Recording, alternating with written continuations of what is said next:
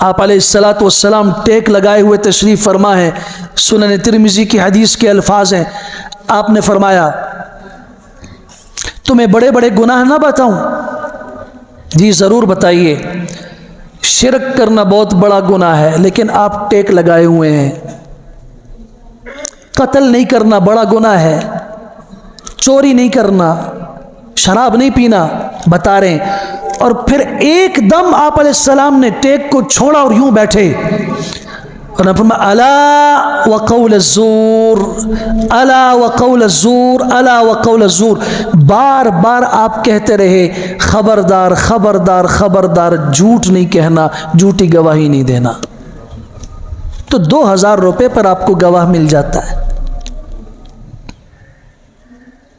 پھر یہ کہتا ہے کہ ہماری دعاؤں میں اثر نہیں ہے، پھر ہم کہتے ہیں ہمارے حالات نہیں بدل رہے۔ رحمان کا بندہ تو پہلے بنو، جھوٹی گواہی نہیں دیتے۔ ان کی 10ویں صفت یہ ہے وَإِذَا مَرُّوا بِاللَّغْوِ مَرُّوا كِرَامًا، جب کسی ایسی مجلس میں گزرتے ہیں جہاں بیہودہ باتیں ہو رہی ہوتی ہیں، فضول باتیں ہو رہی ہوتی ہیں، جن کا نہ دنیا کا کوئی فائدہ نہ آخرت کا کوئی فائدہ ہے، اس مجلس میں شریک نہیں ہوتے۔ مَرُّوا كِرَامًا، عزت کے ساتھ اپنے دامن کو بچاتے بچاتے وہاں سے گزر جاتے ہیں۔ آج تو ہماری مجالس میں دین کا مذاق اڑایا جاتا ہے، دینداروں کا مذاق اڑایا جاتا ہے، اور دین کی واضح باتوں کا، فرائض اور سنتوں کا مذاق اڑایا جاتا ہے۔ بیٹھے ہوئے ہنس رہے ہیں، اور یہ صاحب بھی گئے السلام علیکم، یہ بھی بیٹھ گئے۔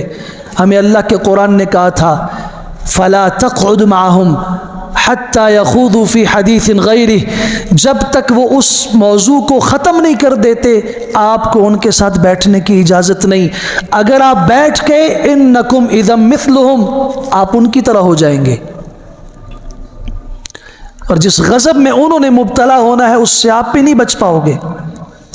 اِذَا مَرُّوا بِاللَّغْوِ مَرُّوا كِرَامًا، ان کی 12ویں صفت یہ ہے، 11ویں صفت یہ ہے اذا ذکروا بآیات ربہم لم یخروا علیہا صما وعمیانا، رحمان کے بندوں کے سامنے جب اللہ کی نشانیوں کے ساتھ انہیں نصیحت کی جاتی ہے تو یہ بہرے اور اندھے ہو کے اس پہ ٹوٹ نہیں پڑتے، نہیں، بلکہ اس میں غور کرتے ہیں، اس سے نصیحت حاصل کرتے ہیں۔ یہ جو دن اور رات کا انقلاب ہے، یہ جو موسموں کا بدلنا ہے، اور پھر انسان کی اپنی زندگی کے عمر کے موسم بدل رہے ہیں، کبھی غور تو کیجئے نا، کبھی اس چہرے پہ داڑھی نہیں تھی، آج سے 20 سال 25 سال پہلے چلے جائیے یہ نوجوان تھا، اس سے پہلے چلے جائیے بچہ تھا، اس کا چھوٹی سی عمر دودھ پینے سے سفر شروع ہوا، مختلف انقلابات آ رہے ہیں، آج یہ بوڑھا ہو چکا ہے لیکن اپنے بڑھاپے کی 70 سال کی زندگی گزار کر اس کی زندگی سے کوئی عبرت اس نے حاصل نہیں کی، بس اس نے زندگی کو یوں سمجھا کھاؤ پیو عیاشیاں کرو۔ اس کے سامنے اللہ کی نشانیاں آئیں، سنریہم آیاتنا فی الآفاق، کائنات کے اندر اللہ کی نشانیاں بکھری ہوئی پڑی ہیں، اس کے سامنے اللہ کا قرآن پڑھا گیا، اس نے ہواؤں کا نظام دیکھا، کبھی زلزلے سے زمین میں حرکت آئی، اور 1 منٹ پہلے جو لوگ زمین پہ چلا کرتے تھے، جو عمارتیں کھڑی تھیں، اس نے اپنی نظروں سے ان کو زمین بوس ہوتے ہوئے دیکھا، اس نے پانی کی ایک لہر سے بستیاں مٹتی ہوئی دیکھی، اس نے ہواؤں کے ایک تھپیڑے سے اور طوفانوں سے مخلوق خدا کو مٹتے ہوئے دیکھا، لیکن کبھی بھی اس نے عبرت حاصل نہیں کی، یہ غفلت میں رہا۔ نہیں، یہ رحمان کا بندہ نہیں ہو سکتا۔ رحمان کے بندے کے سامنے جب کوئی نصیحت آتی ہے، کوئی اللہ کی نشانی آتی ہے، لم یخروا علیہا صما وعمیانا، وہ بہرا اور اندھا بن کے اس کو نہیں گزارتا، بلکہ یخرون للاذقان سجدا، وہ سجدے میں گر پڑتا ہے۔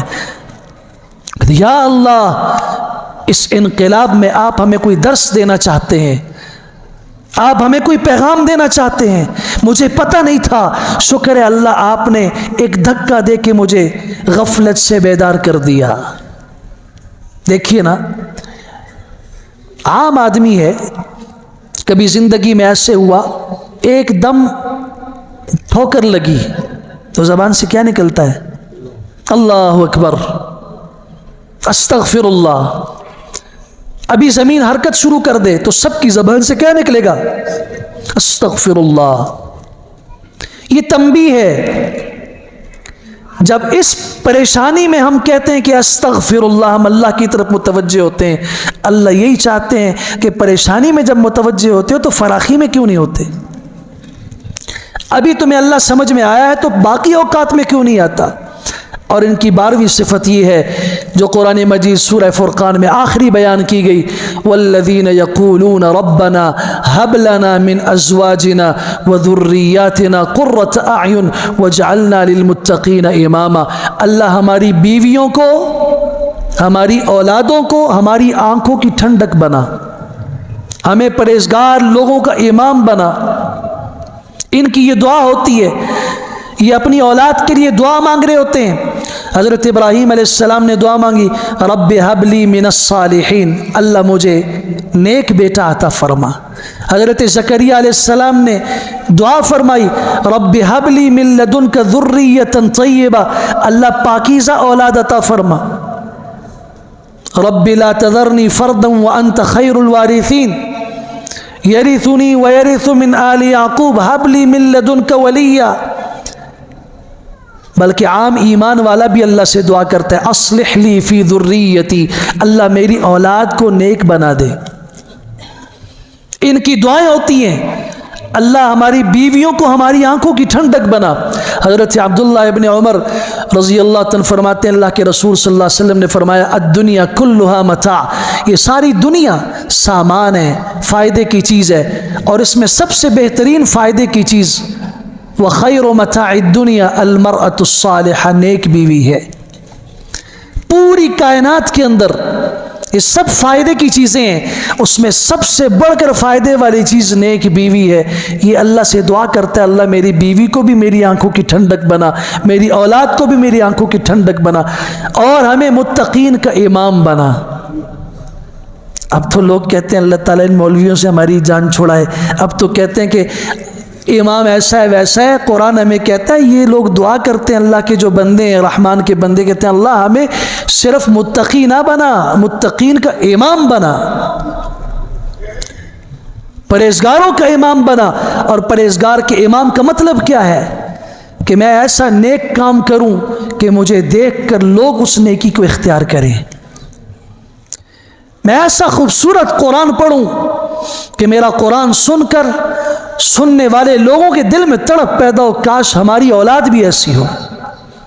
मैं ऐसा खूबसूरत अमल करूं कि मेरे अमल को देखकर लोगों के दिल में ये जज्बा पैदा हो कि हम भी ऐसे हो जाएं, तो वो मुझे देखकर मेरे नक्शे कदम पे जब चलेंगे, मेरे पीछे चलेंगे। मैं उनका इमाम बन गया, नहीं बन गया? वजअलना लिलमुत्तकीन इमामा। दुआ फरमाइए कि अल्लाह करीम हम सबको रहमान के बंदों की जो सिफ़ात है वो नसीब फरमाए, और गफलत की ज़िंदगी से अल्लाह हमें बेदारी अता फरमाए। व आखिरु दावाना अनिल हम्दुलिल्लाहि रब्बिल आलमीन।